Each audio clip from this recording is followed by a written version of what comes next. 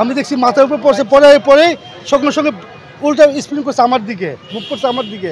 যখন দেখি গ্লাস ভেঙে আমাকে চলে আসছে, তখন আমার 2 হাত দিয়ে ঠেকাইছি। আমার জীবন 2 হাত দিয়ে ঠেকাইছি। ঠেকানোর পরে আমার এই হাত দিয়ে কেটে গেছে। আমি শুলিগড় থেকে চলে গেছিলাম। ভাইয়াটি এখানে দাঁড়িয়ে চা খাচ্ছিলেন, এখানে বাড়ি লাগলো, বাড়ি লাগার সাথে সাথে পড়ে গেল। শব্দটা মনে হচ্ছে যে আপনার কেউ বুঝি আপনার গ্রেনেড মারছে এরকম। মানে আমরা এখানে চা খাইতেছিলাম, ওই লোকটা ওইখানে খারাপ ছিল। তো উপরে থেকে কি যেন একটা পড়লো, পইরা রাস্তায় পইরা ওনার এখানে আইসা লাগলো। স্প্রিং এর মতো মানে পইরা আইসা এখানে বাড়ি লাগলো, বাড়ি লাগার সাথে সাথে উনি পড়ে গেল। আর ওইটা ওই দোকানের ভিতরে ঢুকে গেল।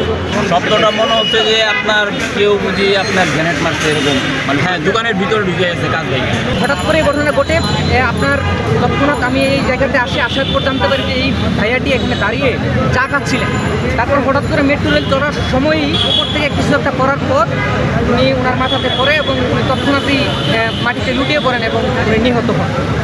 তারপরে তো আপনার মানুষের উপস্থিতি লক্ষ্য করা গেছে, মানুষ এখানে এসে জড়ো হয়েছে, আইনশৃঙ্খলা বাহিনী এসেছে ওনার পরিস্থিতি নিয়ন্ত্রণ করার জন্য। চা খাইতে বসছিলাম, তখন একটু পরে দেখি যে উপর থেকে বুম বাস্ট হয়েছে। তখন আমার সামনে যে একটা ছেলে যাচ্ছিল, আমি শুনছি একটা বাস্ট হয়েছে। কি বাস্ট? বুম বাস্টের মতন দেখতাম, একটা বুম বাস্টের মতো হয়েছে।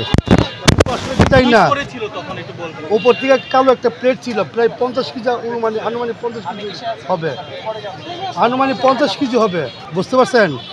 তখন আমি দেখছি মাথার উপর পড়ছে, পরে সঙ্গে সঙ্গে উল্টা স্পিন করছে আমার দিকে, মুখ করছে আমার দিকে। যখন দেখি গ্লাস ভেঙে আমাকে চলে আসছে, তখন আমার 2 হাত দিয়ে ঠেকাইছি। আমার জীবন 2 হাত দিয়ে ঠেকাইছি। ঠেকানোর পরে আমার এই হাত দিয়ে কেটে গেছে। আমি শুলিগড় থেকে চলে গেছিলাম, এই অবস্থায় আর কি।